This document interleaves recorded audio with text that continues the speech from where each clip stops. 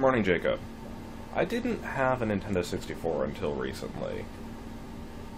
I borrowed GoldenEye from you, I believe, and tried to play it, and the controls were just bad. They only had one stick to work with, so left and right on the joystick turned you left and right, and then forward and back moved you forward and back. As far as I can remember, there was no strafing, which makes for a very, very bad shooter. I ran into another game recently that did the same thing on the PlayStation 1, which is still terrible. Even though it had two sticks, you still moved forward and back and then turned left and right with the left stick.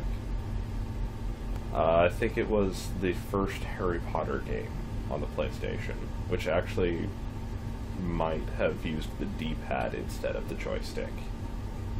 But it's not a good combination for anything where you have to be aiming at stuff. It just doesn't work.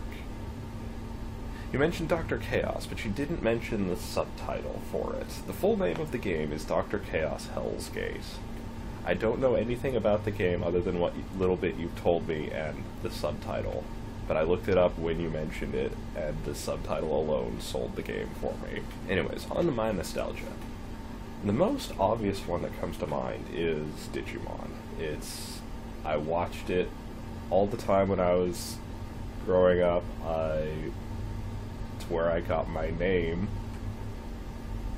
and I watched it a few years ago. I watched all 3 seasons over the summer, and it held up to what I remembered it being.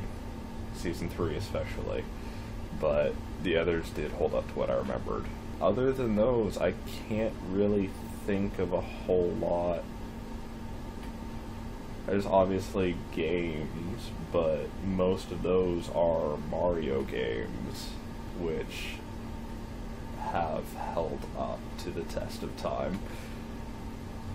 I don't think I can think of a bad Mario game that isn't one of the recent ones where they changed all of the jump physics.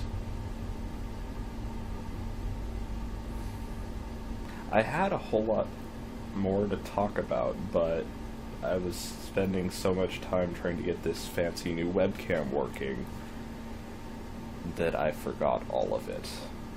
So I'll see you on Monday. Bye.